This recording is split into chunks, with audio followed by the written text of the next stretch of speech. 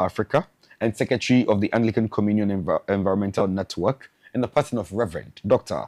Rachel Mash, who is joining me via Zoom. Hi, Rachel. How are you doing? Good morning, Reggie. Wonderful to be with you from Cape Town. Yes, how are the people of Cape Town doing?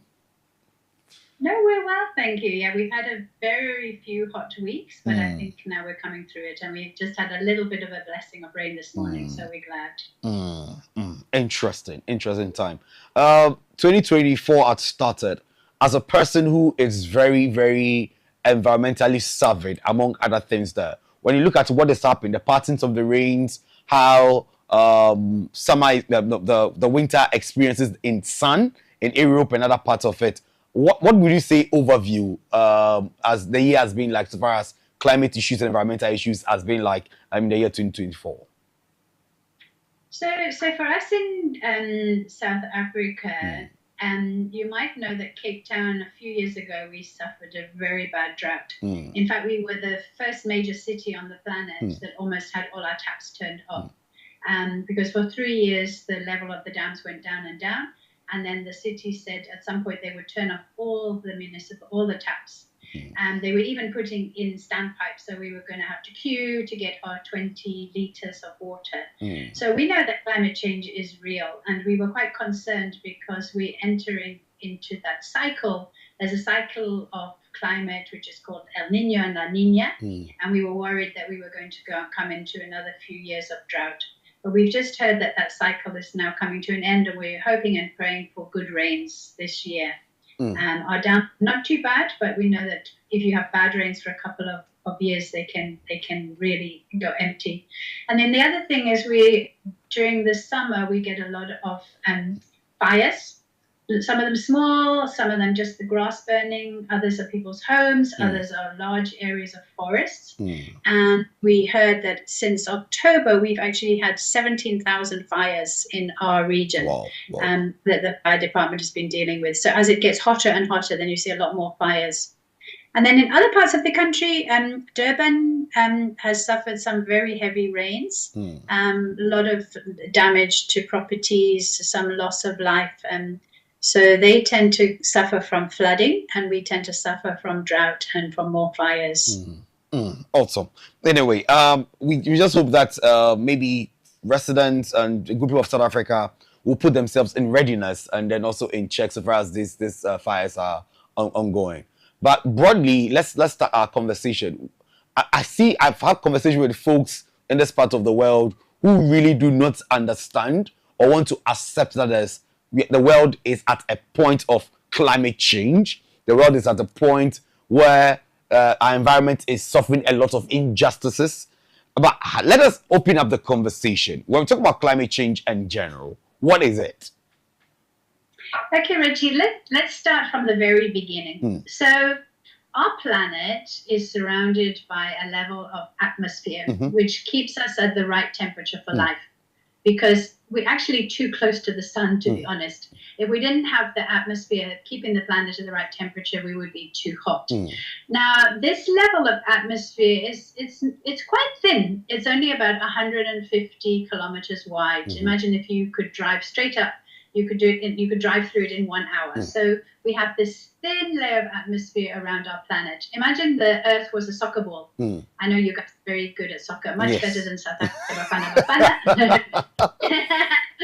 So imagine you have a soccer ball and it's painted with varnish. That's something like what the atmosphere would look like. Very thin layer of atmosphere around the planet. And that's what keeps us at the right temperature. Now, what we are doing is we are actually pumping that atmosphere with gases, what we call greenhouse gases. It's carbon emissions from our cars, from our taxis, from our trains, from our factories. And so that thin layer of atmosphere is becoming a blanket. Now, the blanket is warming us. And the thicker that blanket becomes, the warmer the Earth is. So technically, we're wrapping ourselves in a very warm blanket and we're beginning to sweat, we're beginning to get sick, we're getting hotter and hotter. And that is why the Earth is beginning to warm. And then the question many people ask is then, okay, we understand why we get droughts because the Earth is getting warmer. So obviously we get less rain, the Earth dries out. but why do we get flooding and extreme weather events? That doesn't make sense. But what is happening? The earth is drying out, so we get drought in some places. But remember that the oceans are also heating, and the majority of heat is actually going into the oceans, not into the earth. So as the oceans heat up, you get more evaporation. So you get more and more rains and heavier rains closer to the ocean. So that's why we're seeing flooding in some areas and drought in others. It becomes very scary when we're having conversations or about climate change. What do you think that the world is still in ignorance or there's shared negligence on part of inhabitants of the earth to ensure that we do what is right in protecting the environment? So I think that a lot of people do know the reality of climate change. And interestingly enough, the fossil fuel companies, the oil companies, were one of the first people to discover the reality of climate change. They did research as many as 20 or 30 years ago. But there has been a very successful campaign to try and keep us ignorant. If you make a parallel with the tobacco industry, so the tobacco industry knew for a very long time that there were bad impacts of cigarettes and tobacco, but they hid that science. They confused the science with fake news, and for very, very long we didn't realize the dangers of tobacco. And I think we're in a similar situation with climate change.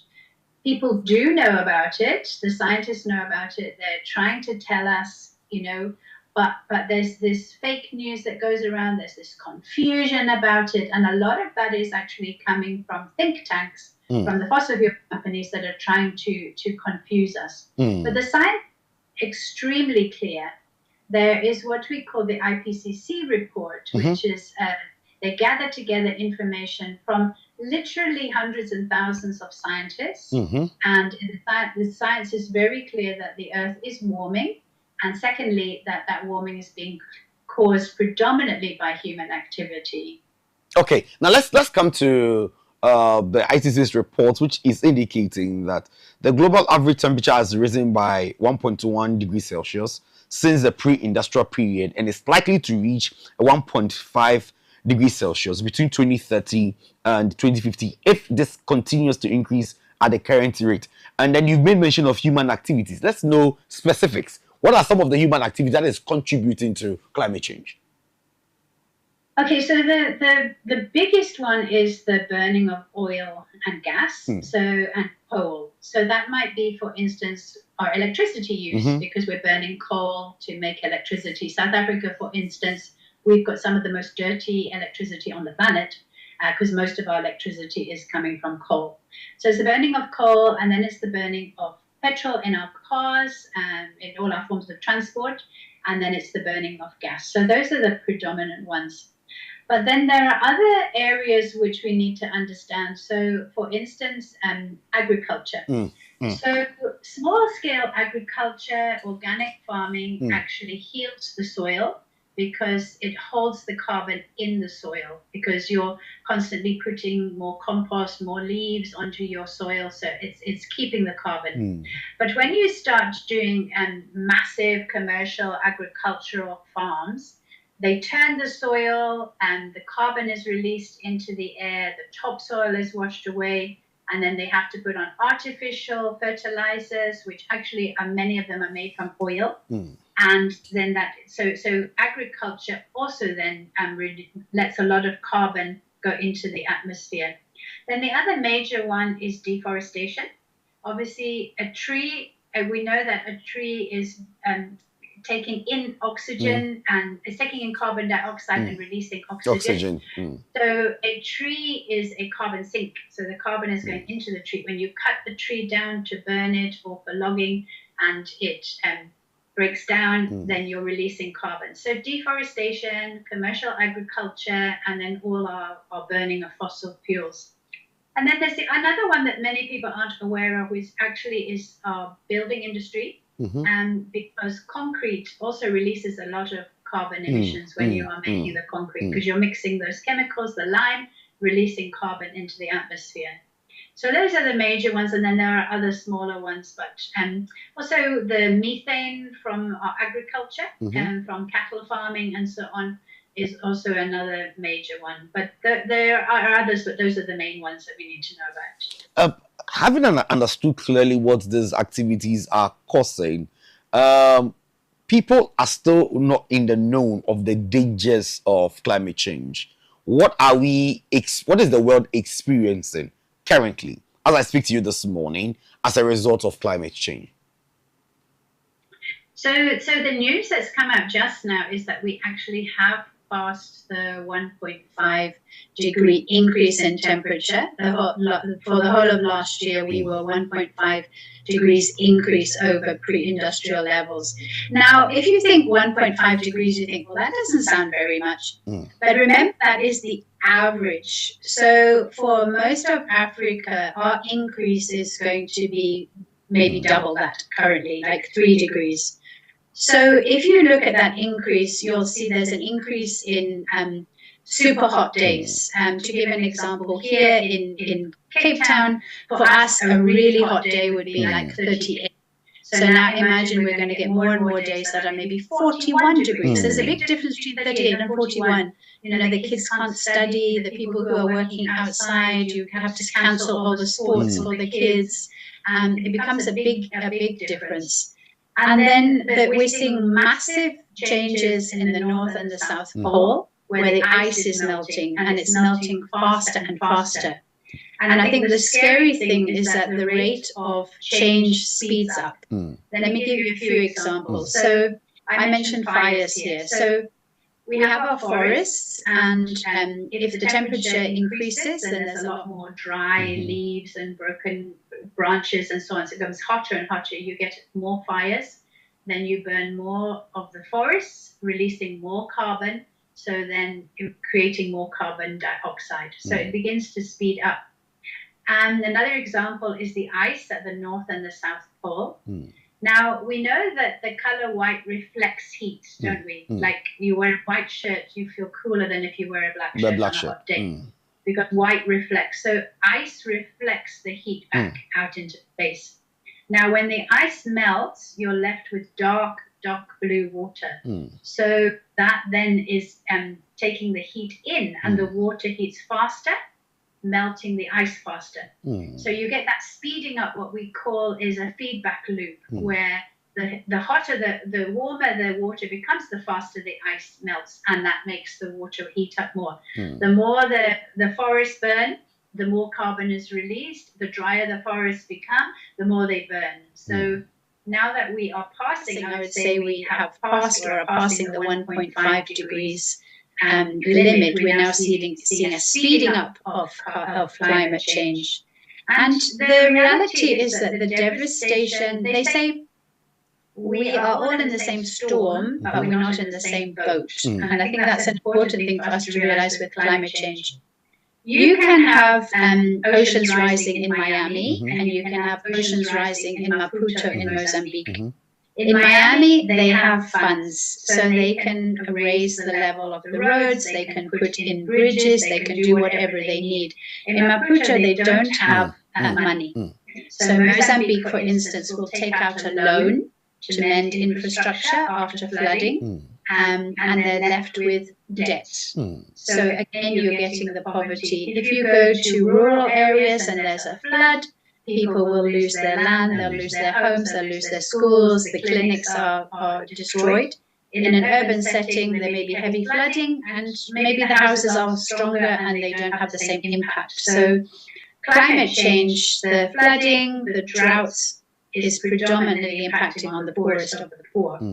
And I think both of those things, droughts and floods, also impact on food security, because immediately the prices of food go up because there was a bad harvest, the topsoil was washed away, the harvest was lost.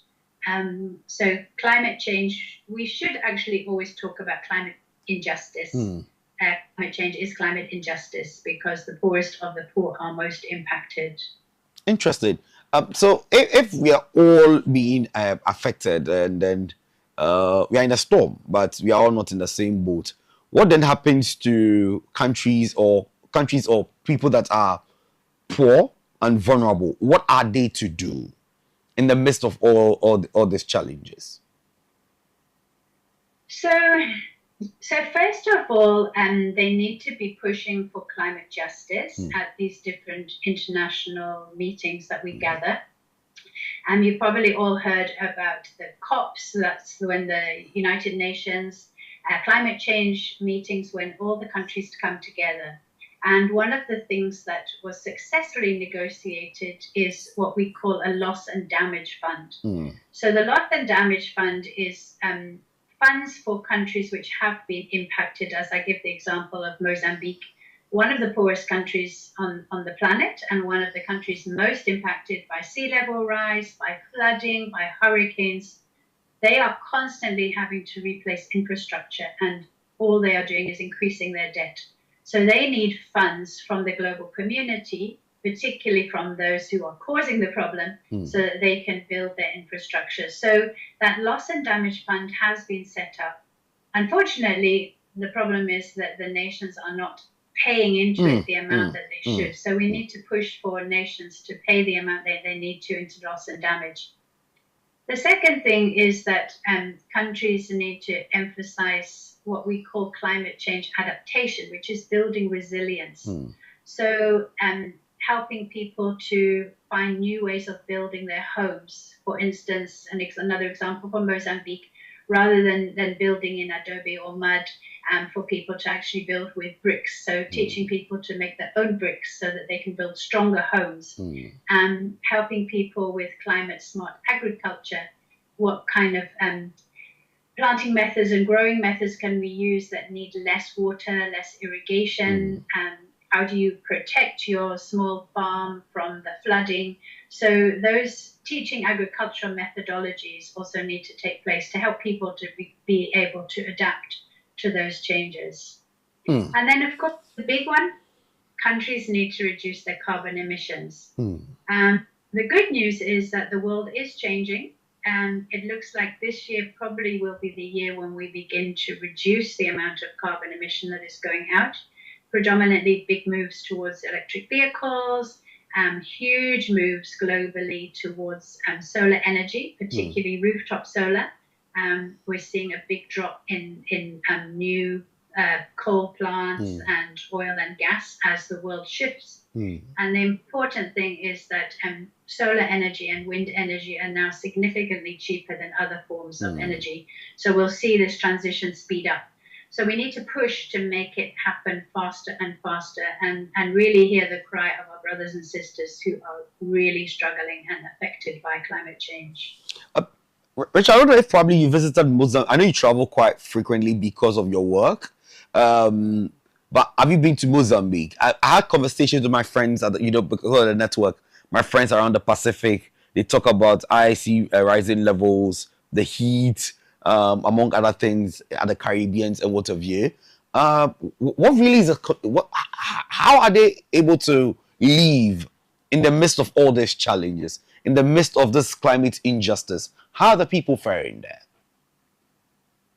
And you mean, how are they reacting as nations, or how are they leading the conversation globally? The individuals in these countries that are mostly hit or affected, how are they coping in the midst of all of this? So that's a really interesting question. We had a webinar yesterday, and we had some young people from the Solomon Islands. So Melanesia, now that's a network of tiny, lots and lots of islands. So on the one hand, what they were doing was very inspiring, because they were using what we call citizen science. They were training the local community members to measure sea level rise, using your GPS on your cell phone to measure how much it's increasing every month or quarter. They also were teaching them how to do the rain levels, and they're sending that information into a central area where they can inform the community and say, this is the risk on this island, and you guys might need to move further inland in the next year or so. So that, in a way, is positive, because people proactively educating themselves about climate change, and they're preparing. So they're saying, well, maybe next year this school will not be viable. We need to start building another school. But then the question came up to say, so these islands are small. What happens when there's nowhere left to live, or the island becomes too crowded? And the answer to that is tragic, is that people have to leave. Now, you're not only having to move, you're becoming a migrant to another country or another island. You're having to leave behind your culture, because island culture may be different from the mainland. You're having to leave behind the resting places of your ancestors. You're having to leave behind maybe your language. So the future for those people who are forced to leave as climate change refugees is absolutely devastating.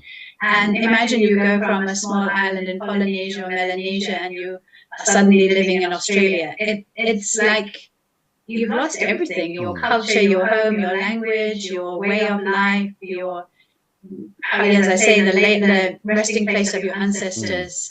It's devastating. That's quite sad. Now, people become displaced, people become homeless from what you are saying, and then they in fact they lose ancestral roots, among other things. Is it ever going to get better? I think we are Christians, so we are people of hope, and I think that's one of the things that we bring to the climate justice place. There is a lot of eco-anxiety out there, particularly among young people. I hear a lot of young people saying, I don't want to have children because I don't want to raise them in a world of climate change. And I think we have to have hope. I do have hope. I think one of the problems is politicians. So if you think about politicians, they're only thinking in 4 years, how can I get re-elected? And I remember one politician saying, we know what we need to do, but we don't know how to get re-elected if we do it. And I think that's very important. So as the church, we have a long-term view. We're not thinking of the next 4 years. We're thinking about the next generation and intergenerational justice.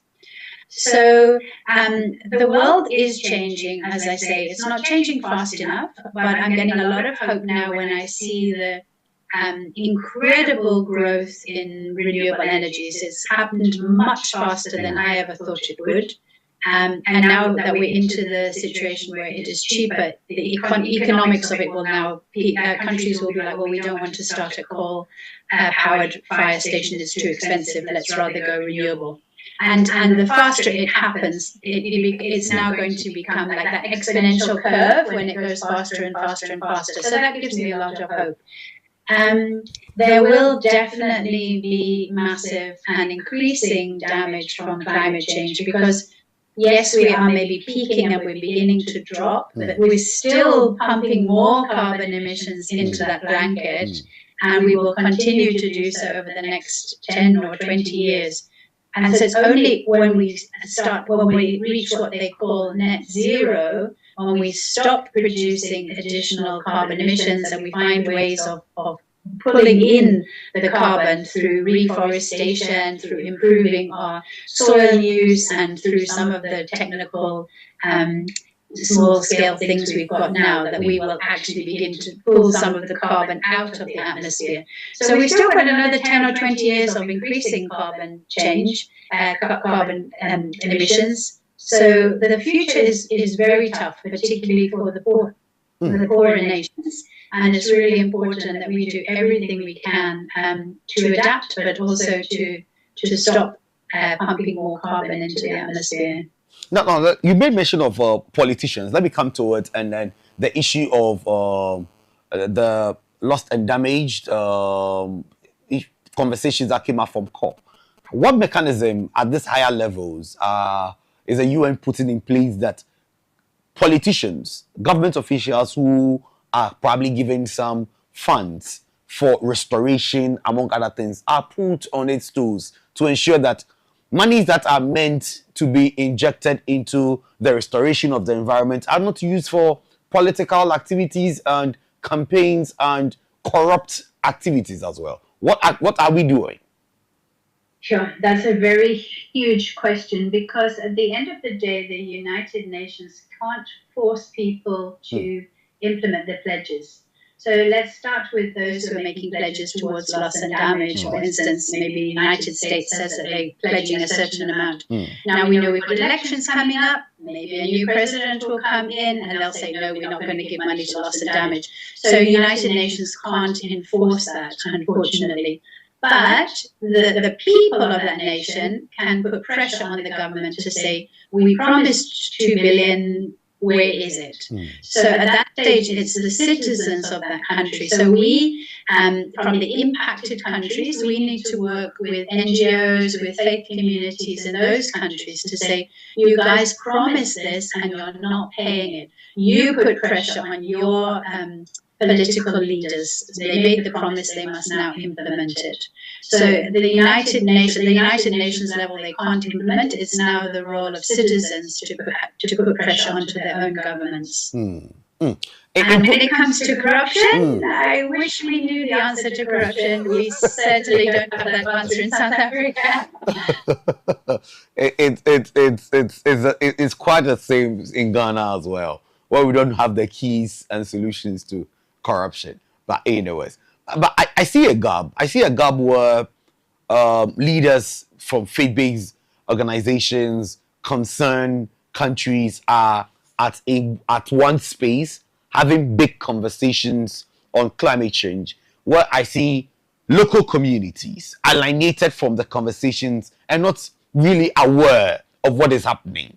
There's that gap. How do we synergize the conversation? How can we be in the same room, in the same space, think alike, and then have similar conversation, irrespective of what the societal class or differences would be? So I think one of the important things for us as faith communities is the language we use. So the late President Nelson Mandela said, if you speak to me in a language that I understand, you speak to my head. But if you speak to me in my mother tongue, you speak to my heart. So with faith communities, we need to understand what is our heart language. So when you talk about things like environment, people think, oh, that's a school subject. When you talk about creation, people see that, oh, that's a spiritual thing. So let's talk about caring for creation rather than environmental conservation. Oh, we talk about airplanes going over. Yeah, it's fine. That's good. Burning fossil fuels. Or we talk about, rather than talk about maybe ecosystem restoration, talk about renewal of the earth. So let's talk a spiritual language. And when we're explaining, for instance, about the importance of trees in carbon capture, we can say that Revelations talks about the leaves of the trees are for the healing of the nations. So if Revelations talks about the leaves of the trees are for the healing of the nations, how do the trees heal the nations? Well, trees bring shade when it's hot. They take the carbon pollution out of the air. They breathe out oxygen. They create a place where biodiversity and insects and birds can come. So within the faith context, you can actually take that same environmental education, but explain it in faith terms that people can connect with. Like, for instance, most people don't know there's 722 verses in the Bible that talk about water. But did you ever hear a sermon about water? So there's a disconnect between environmental education and, let's say, the United Nations processes and what people are hearing on the ground. So I think for us, our first thing is to connect the spirituality, so people understand that this is part of our faith walk and this is what Christians should be being involved in. Okay, I'll come back shortly to the contribution faith-based organizations are making towards climate change and then repairing or restoring the environment. I'll come back to that shortly. But let's talk about food security in climate change. Should we have some concerns as far as food security is that? Yes, we definitely should. I think, the statistics across Africa are really quite scary in terms of the the impact on harvest. I was looking at some statistics for Malawi, and they're saying that they're predicting about a 20% reduction in the amount of maize which will be produced. So if you imagine that practically, so you've got a smallholder farmer who's just surviving. So now their harvests are reduced by 20%. So now there's not enough money to send the child to school. And now they won't be able to buy so many veggies, so the quality of their diet is going to be reduced. There's not money to send somebody to the hospital, so they live with, they get cancer faster because they weren't able to pick it up when they were quickly. It's just that 20% is the difference between just making it and not making it. And then you find that then the young people will probably give up and say, well, I'm not making out of farming, so I'll go to the city, and there's no jobs in the city, so maybe they get involved in crime. There's all those social ramifications of a drop in 20% of your harvests. Now, let's come to contextual approach of resolving climate change issues. In an African context, what do you think we can also do in our individual homes, in our local communities, to ensure that we are at par with what the giants or governments or institutions are putting in place in repairing the damage caused on the environment? What can we also do in our small ways as local folks, contextually in Africa? Okay, so I think in Africa, first of all, we have to start with the positive. And the positive is that this is the opportunity now for Africa to become a world leader in renewable energies.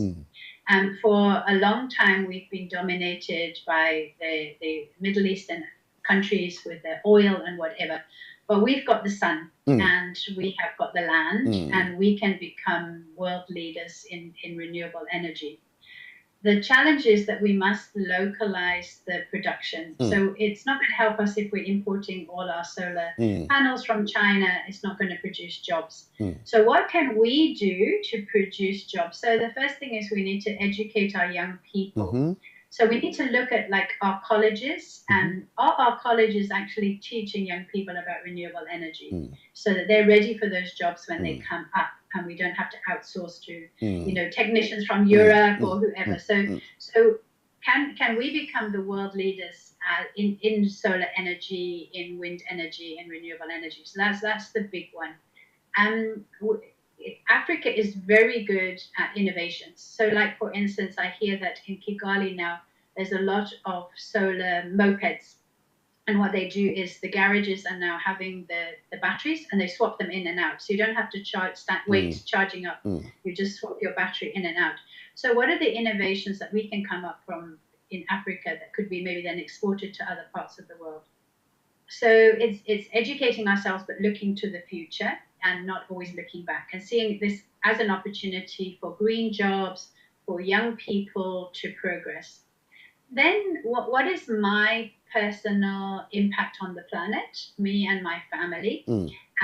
Maybe looking at my use of electricity. Can I reduce that? Can I consider a small solar panels on my house? How can I reduce? Can we, like we're doing now, I didn't have to fly to Accra to do this interview. We could do it on Zoom. Many of our meetings as churches, we're driving here, we're flying there. A lot of the stuff that we're doing, we can now do on Zoom. We all understand how it works. So that saves a lot of our carbon emissions. And then food production, if I've got a small little plot of land in my home or my church, many of our churches have got land which is not being used for food production. And yet we've got hungry people, we're giving them food parcels, but we're not teaching people to grow their own food. So how do we use any little, if you've got a little plot of land, you can at least grow tomatoes in your windowsill. Don't have to buy tomatoes. And the church can be using land for food production. And then I think there's other things that we also need to understand, that plastic is made from oil. So people forget about the impact of plastic in terms of fossil fuels and carbon emissions as well. So we all need, for many reasons, we all need to reduce our use of single-use plastic for the good of the planet and as well as the carbon emissions. So, and then I think it's also as churches educating. Maybe what you can do is speak to your parish and to say, could we have a discussion on climate change and what we can do in this parish or this diocese? So bring the environmental education into your churches. And then speak to your politicians. There's ways that we can impact our politicians, even if it's using Twitter and tagging the Minister of the Environment and saying, what about this, putting pressure on our politicians to do the right thing. Each of our nations has made a pledge to the United Nations process. What they call them the nationally determined contributions. That means each country made a pledge to say, we will reduce our carbon emissions by so much by such and such a year. So you can find out what Ghana promised, and you can say, are they holding themselves to it? And then the other thing is, I think, just to get involved in campaigns. There's the forest in Ghana. What is it called again? Atewu Forest? Yeah, Etiwa Forest. Etiwa, my pronunciation, sorry. The Etiwa Forest, for example. Really important forest in Ghana to be protected. And I know many Ghanaians, and there's an organization called Arosha, which is protecting the forests. How do we protect those old forests that we already have? Awesome. I think that beyond the Arosha project in Bosomtwi in the Ashanti region, Kumasi area, there is an Achimota forest too in Accra, and Etiwa Forest, and other places too that local folks ensure that it is protected. Government has a lot of commitment to see to it that it is advantage point to absorb most of the heat that is coming in there. But let me come back to an initial conversation on if it is getting better. And you said the church is inspiring hope and being hopeful.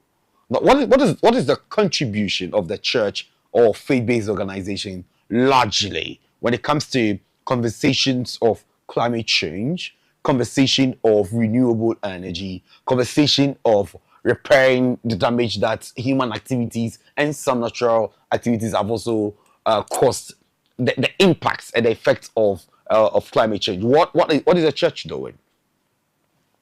Yes, I want to talk about the Anglican Church because I know more about it here across Africa. So we've got a movement called the Green Anglicans Movement, which is now present in 13 countries across Africa.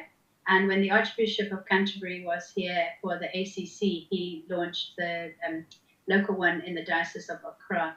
So the Green Anglicans Movement basically does three things. So the first thing is to connect care for creation with our spirituality.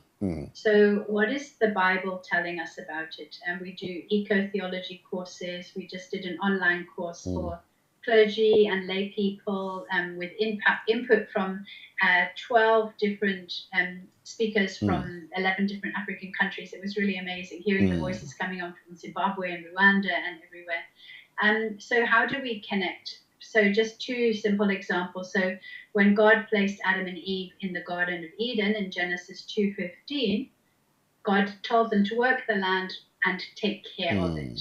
So we've done the working the land, doing our farming and our house building and our what and what, but we have ignored the part where it said, take care of my garden planet. So, and if we think about it, Adam and Eve were our ancestors. They were the very first human beings, and the very first commandment they were given was, take care of my garden planet.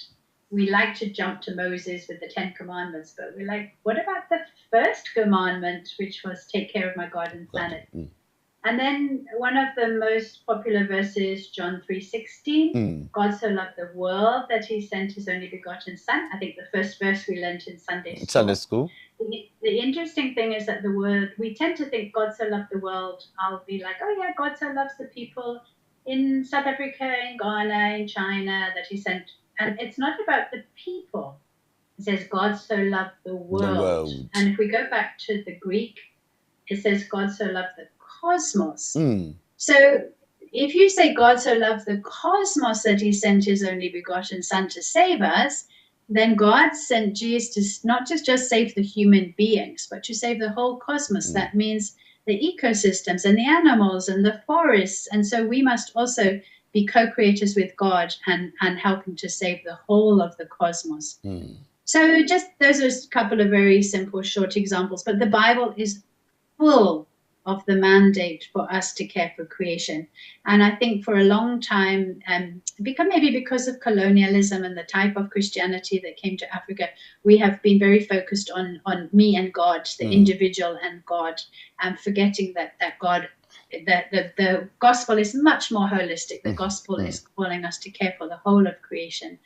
And to be honest, if we don't care for Mother Earth won't care for us. For itself, true. So I can't say feed the hungry, and I don't stop the issues which are making the hungry more hungry. So for us as Christians in this generation, we can't be loving our neighbor if we don't love the creation in which my neighbor lives and work for climate justice. So as I say, the first level of Green Anglicans is the spirituality. Then the second is the local action. What can I do in my home, with my own family? Some of the things we've discussed now. What about my church? Can my church community be a role model? So when people walk past the Anglican church, they'll be like, oh, there's things growing. There's no plastic lying. It's green. It's beautiful. It's got a solar panel. If one was to be on Google Earth and looking down at Ghana, would you see green spots? And you say, oh, there's the Anglican churches. We can even see them from Google Earth, that those are the green spots where everything else has been cut down. So are we making a practical difference? And then the third area is in some ways more difficult, but it's the area we've discussed a bit about the United Nations processes and the advocacy. How do we get the voice of faith into those spaces where we begin to implement policy? Now, we don't have to go as high as the United Nations. You are part of it, I don't know what you call it in Ghana, but we are part of municipalities. So the local government in our ward or our municipality, I can make an appointment with my councillor and say, what are we doing about waste pollution in this area? Why are we not getting good waste picking up? And this is impacting on the health of the young people. We can go to our supermarket and say, can we please ban plastic bags? Do we have to use styrofoam? I was very excited. I don't know if you heard that Lagos has just banned styrofoam. Yes. And styrofoam is a terrible product. It's actually, if you heat up food in styrofoam, it is like a toxin. It's a poison that you're taking into your body. It breaks up into tiny pieces, goes into the water, the fish eat it, and we end up eating the fish. So we can go to our local supermarket and say, can we please have a ban on styrofoam at the supermarket? Can we please have a ban on single-use plastic bags? Everybody brings their bag. So it's advocacy doesn't have to be at the very high level. It can be in your local community, and that's where we can really make a difference. Interesting. Oh, go ahead. No. I was going to talk about what's on your T-shirt. Go ahead and talk about it. Go ahead. So as we mentioned, one of the really important things in terms of climate change, yes, we have to stop the amount of carbon emissions we're producing. But what do we do to draw the carbon out of the air? And as we mentioned, those wonderful trees, the leaves of the trees are for the healing of the nations. Now, across Africa, many of the bishops and many of the dioceses have been involved in tree planting for a long time. And what is exciting is that bishops are now linking it with spirituality. So they're giving their confirmation candidates trees or saplings. People are planting trees for baptism. People are planting trees for weddings, for funerals. So people were so inspired by the African bishops that there was this vision at Lambeth. Now, Lambeth is the big gathering of Anglican bishops from across the world. So at the Lambeth conference, they launched what we call the Anglican Communion Forest. Which, and maybe the cameraman can just have a look at your T-shirt. Yeah, it's there. Cameraman, can you look at Reggie's T-shirt? Yes, it's there. Yeah. There we go. There we go. There. there's the Anglican Communion Forest. Now that logo has got one leaf for every province of the Anglican Communion. Whoa. And the vision for the Anglican Communion Forest is that we join hands across the communion. Now, it could be I can contribute to the Anglican Communion Forest by planting one tree for in my house, because I don't have a lot of space, you can contribute to it by putting in a tree nursery in your parish. Somebody else, like the church in Burundi, is actually planting millions of trees that can contribute to the Anglican Communion Forest. So it's not about the ones or the millions, it's about all of us contributing something. And it's not just about planting trees, it's about growing trees. And it's also about growing the correct trees. Because sometimes we want to plant an alien tree because it's going to grow very fast, like a eucalyptus, for example. Now, eucalyptus is native to Australia. It's not native to Africa. And if you plant eucalyptus, then it takes up too much water, and it also kills the biodiversity around it. I don't know if you've seen a eucalyptus, but under the eucalyptus, it's dry. There's nothing growing. So we want to encourage people to plant indigenous trees that are local to their area, because not only do they hold the soil and take in the carbon emissions, but they also create biodiversity. And then to look at food security. So either fruit trees, your avocados or your fruit, or you can mix. So you can have a mixed agriculture where you have tree, because if you plant trees around your small holding, then they stop the wind, they provide shade, they provide mulch, and your crop will also improve a lot. And then protecting forests, as we had mentioned, the work of protecting forests in Ghana is very important. It is much more important to protect an old forest than to plant new little ones. Saplings, because the old forest is an incredible mix of biodiversity, and those old trees are taking in a lot more carbon dioxide than a tiny little sapling. And then the other thing to mention is not just about trees, it can be also different kinds of growth. Like, for instance, in some of the places in America, they have what we call prairies, which is a bit like a savanna. And then those areas, you're actually not supposed to be planting trees. So what they're doing there is they're replanting prairie grasses. Huge grasses which have very, very deep roots, and I was quite surprised to see a picture of one, and the root is almost as tall as a human being. Wow! So they might, so imagine how much carbon they are capturing. So it's important to plant the right thing in the right place. And across parts of Mozambique now, they are planting mangroves, and that not only is having the benefit of capturing carbon, but it's also stopping the sea level rise, because mangroves, when the waves come in, they slow down the waves so that they don't come inland so much. So the Anglican Communion Forest it's a lovely, very, very exciting initiative where we're coming together as people from the communion from right across the world and saying, let's do something together to help to heal this world, and to say that caring for creation is part of our spirituality, and let's do what we can as the Anglican Communion to help to renew the face of the earth. Let's sustain and renew the life that we have. Rachel, I'm very grateful for the conversation today, a very extensive one, from top to what is happening globally, what we can do individuals, and then the contribution the church is making.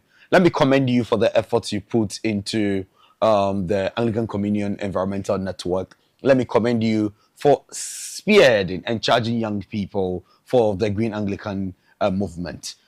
Big ups to you. God bless you for the yeoman's work that you are doing. And then I'll certainly see you in other quarters. And then we look forward to seeing you in Ghana, where we expand the Anglican Alliance, the Green Anglican movement beyond Accra and other dioceses that is happening too as well. So thank you for having this conversation with us today. Thank you so much, Reggie. It was a pleasure to be with you. God bless you. God bless you. Dr. Rachel Marsh is the environmental coordinator of the Anglican Church of Southern Africa, and then secretary to the Anglican Communion Environmental Network too as well, who we're having conversation on climate change. She's been able to tell us the dangers that is happening there, what we have to do as individuals, what we have to do as citizens of our various countries, and then in Ghana too as well. And I believe that our folks that are watching from other parts of the world too are sending in messages, which we can't read them now because of time, but we'll do what to read them on Monday, God willing. I have some few birthday messages to do. A belated happy birthday to Eunice Ifwa Ajay. Eunice Ifwa Ajay, wishing you a memorable wealth and good health. Wishing you memorable wealth and good health from Amos. So Amos is wishing Eunice Ifwa Ajay a happy belated birthday. Now, wishing you long life and God's grace from Selwyn. From Selwyn to Linus Evans Osei, DJ Falcotti. DJ Falcotti, Selwyn is wishing you long life and God's grace. Happy birthday to you as well. And this one is coming in from Asafache Kote the Fifth. Asafache Kote the Fifth. And on behalf of his brothers and sisters, they are wishing their mom, Mrs. Victoria Koiko Ayi. Mrs. Victoria. Okay, you've got how they wrote it. Mrs. Victoria Kokoi Ayi. A happy birthday to you for your most selfless, loving, and caring motherhood that God has given you to us on earth. Their children are saying. They are saying, we love you so much, Mom. So on behalf of Mr. Reginald and Sanjay, so we are saying that a very big happy birthday to the mother-in-law, Mrs. Victoria Kokoi Ayi, the mother of Asafache Kute the Fifth, and Mrs. Dinah Kwoko Ajiman and Sanjay, and then the other siblings too as well. They are saying happy birthday to their mom, Mrs. Victoria Kokoi Ayi. Thanks for being part of today's edition of AM Ghana, and we believe that you're going to have an awesome weekend. We are still picking up conversation post the vice president's talk last 2 days, and people have been seeing a lot of things. A lot of theories are popping up there. Political analysts are saying things. Economics are saying things. But yesterday, very pivotally, Francis Timaboy indicated that it is good that we are looking at opening our tax brackets and then the flat rate policy to do good. What it's looking at is goodwill and implementation. Is there going to be goodwill? And my message to His Excellency Dr. Alhaji Mahmoud Bawumia, that from now to December, you can do magic. You can do magic. Do that magic, and Ghanaians maybe will look favorable to you. My name is Pepsival. It is a weekend. Do everything in moderation. Everything in moderation. If you want to go off in moderation. If you want to take it in moderation. If you are driving, to drive in moderation. But please remember, don't do what I wouldn't do. I wouldn't sit in the midst of the ungodly. Go to church, pray to God, and say hello to family, and care for the people around you, and care for creation too as well. Have a good morning. I'm out.